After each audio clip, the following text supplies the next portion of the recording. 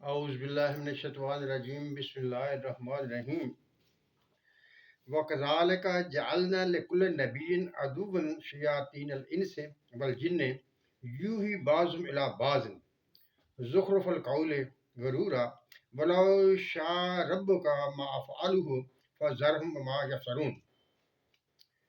اسی طرح ہم نے ہر نبی کے لیے دشمن بنائے شیاطین میں سے اور انسانوں میں سے اور جنوں میں سے۔ یوحی بعض ملا بازن، وہ بعض کی طرف وحی کرتے ہیں، زخرف القول غرورا، جھوٹا قول دھوکہ دینے کے لیے، ولو شاء ربک، اگر آپ کا رب چاہتا، ما فعلوہ، وہ کبھی یہ کام نہ کرتے، فذرہم، پر چھوڑ دے ان کو، وما یفترون، اور جو کچھ کہ وہ گھڑتے ہیں۔ یہ سورت انعام کی آیت مبارکہ ہے، 8ویں سپارے میں، جو میں نے آپ کے سامنے تلاوت کی اور اس کا ترجمہ آپ کے سامنے کیا۔ اس میں اس آیت مبارکہ میں سے 2-3 چیزیں جو ہیں وہ میں آپ کے سامنے ان کی وضاحت کرنے کی کوشش کروں گا، کیونکہ میرے خیال میں وہ بہت اہم ہے اور ان کی وضاحت ہونا ضروری ہے۔ پہلی بات جو ہے وَكَذَلِكَ جَعَلْنَا لِكُلِّ نَبِيٍّ عَدُوًّا شَيَاطِينَ الْإِنسِ وَالْجِنِّ يُوحِي بَعْضُهُمْ إِلَىٰ بَعْضٍ۔ اسی طرح اللہ تعالیٰ فرماتا ہے کہ نبیوں کے دشمن شیاطین ان انسانوں اور جنوں میں سے ہوتے ہیں، جو کام کیا کرتے ہیں، یوحی بعض ملا بعض، وہ بعض کی طرف وحی کرتے ہیں، زخرف القول غرورا، جھوٹی بات دھوکہ دینے کے لیے۔ اب ہم نے دیکھنا ہے جو وحی ہے وہ کیا ہے، وحی کسے کہتے ہیں۔ ہم میں سے اکثر لوگ وحی اسی بات کو کہتے ہیں جو اللہ تعالیٰ نے حضور صلی اللہ علیہ وسلم کو کی طرف وحی کی اور ہم قرآن نازل فرمایا۔ جو قرآن کا نازل کرنا تھا اس کو ہم وحی کہتے ہیں کہ اللہ تعالیٰ نے وحی کے ذریعے حضور صلی اللہ علیہ وسلم کے قلب پر قرآن کو نازل کیا۔ لیکن ہم دیکھتے ہیں کہ اس آیت مبارکہ میں انسانوں اور جنوں کا ایک دوسرے کو وحی کرنے کے بارے میں ذکر کیا گیا ہے۔ اس بات کو سمجھنے کے لیے سب سے پہلے ہم یہ دیکھیں گے کہ وحی کہتے کسے ہیں۔ وحی کے معنی ہیں دور سے بغیر رابطہ کیے کوئی بات کسی دوسرے کے دل میں ڈالنا۔ یعنی ایک تو ہوتا ہے خود جا کر بات پہنچانا، کسی کو بھیج کر پہنچانا، لیکن نہیں، اس میں سے کوئی بھی ایسا رابطہ نہیں ہوتا، یعنی نہ آج کل کے دور کا اگر حساب کیا جائے، نہ کوئی ٹیلی فون، نہ کوئی تار، نہ کوئی پیغامبر، صرف نفسانی قوتوں کے طور پر، نفسانی قوتوں کے ذریعے سے اپنے پیغام کو دوسرے تک پہنچانا۔ اس وحی کے لفظ کو الہام کے ذریعے بھی بیان کیا جاتا ہے، یعنی وہ الہام بھی ایسا ہی ہوتا ہے جو کہ دل میں ڈالتے ہیں، یعنی دوسرا کوئی شخص کسی دوسرے شخص کے دل میں کوئی بات ڈال دے، اس کو الہام وحی کہا جاتا ہے۔ القاء بھی کہا جاتا ہے کہ اسے القاء بھی کہتے ہیں، دل میں القاء کر دیا۔ لیکن آج کل کی سائنس جو ہے وہ کیا کہتی ہے، اس میں اس نے مختلف نام رکھے ہوئے ہیں۔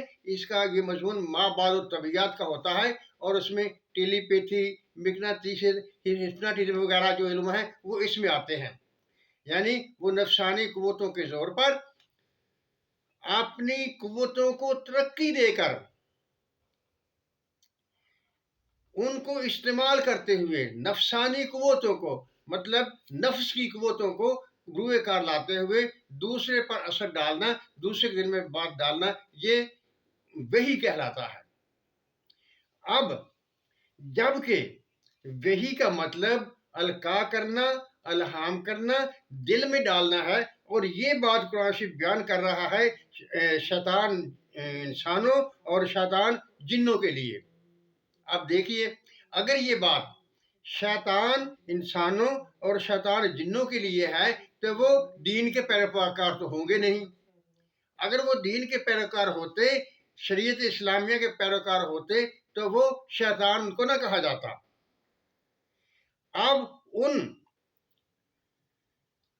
गुमराह लोगों, जिन्नों के पास तो ये कुव्वत है कि वो दूसरे शख्स तक इल्हाम कर लेते हैं। यानी इसमें एक बात ये भी है कि जिन इंसान को, इंसान जिन को, शैतान शैतान को और इंसान इंसान को इल्हाम अलका वही करता है, उसके दिल में कोई बात डालता है। अब इसके मुकाबले में वो लोग जो परहेजगार हैं, मुत्तकी हैं, क्या उनको ये कुव्वत हासिल है कि नहीं हासिल? जबकि शैतानों के लिए तो इसका जिक्र कुरान भी ने कर दिया है कि क्या नेक इंसानों के लिए, उससे डरने वालों के लिए, अल्लाह के महबूब लोगों के लिए ये कुव्वत हासिल होगी या नहीं हासिल होगी। अगर ये कुव्वत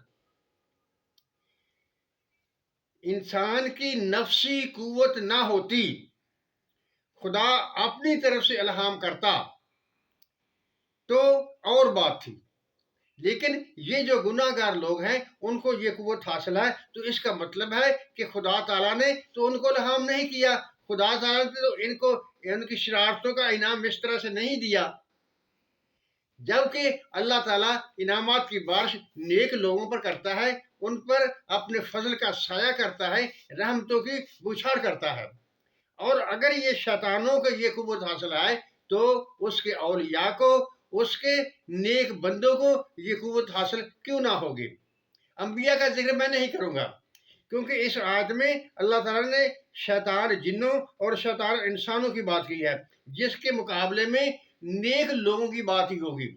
औलिया, अंबिया जो होते हैं वो तो खुदा के चुनीदा लोग होते हैं, उन पर तो खुदा का करम होता ही है, उनको हर तरह से अल्लाह ताला उनकी डेवलपिंग करता है, अपनी जेर निगरानी उनको इर्तिकाई मनाजिल से गुजार कर मुकम्मल किया जाता है। लेकिन आम इंसानों का जो मामला है वो कुछ और है, उनको खुद कोशिश करना पड़ती है, तो उसके बाद अल्लाह ताला उन पर इनामत करता है।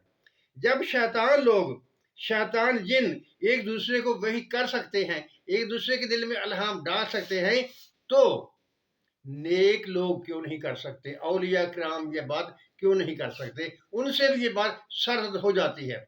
जब ये बात सरजद हो जाती है तो अगर इस पर हम मजीद गौर करेंगे तो बहुत सी और गिरहें खुलेंगी और इन बातों को तस्लीम करना पड़ेगा कि औलिया किराम में भी ये कुव्वत होती है।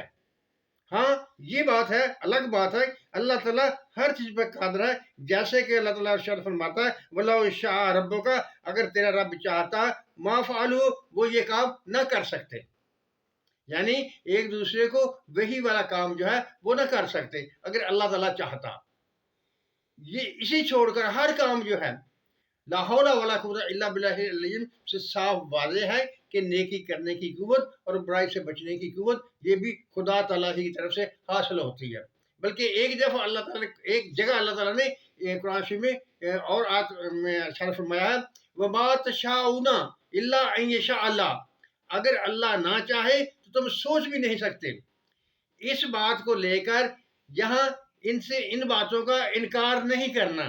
अल्लाह ताला ने जो कुव्वतें वदीयत की हैं वो उसने वदीयत, अल्लाह ताला ने ही वदीयत की हैं, और उन पर अमल करना इंसान कर सकता है, क्योंकि जो कुव्वतें अल्लाह ताला ने उसे दिए हैं उनको इस्तेमाल में ला सकता है, और उनको इस्तेमाल में लाएगा तो फिर भी जवाबदेह ठहरेगा। मोअज़्ज़ज़ नाज़रीन और सामीन, आज फिर मैं कहूँगा, बराए मेहरबानी मेरे चैनल तफ़हीम हुदा को सब्सक्राइब कर लीजिए, और अगर बात मेरी अच्छी लगे तो लाइक भी कर दीजिएगा, इससे हौसला भी होता है और मज़ीद बातें आपके सामने लाने का दिल भी चाहता है। अल्लाह ताला हम सब पर अपनी रहमतों की बारिश करे। आमीन। अल्लाह हाफ़िज़।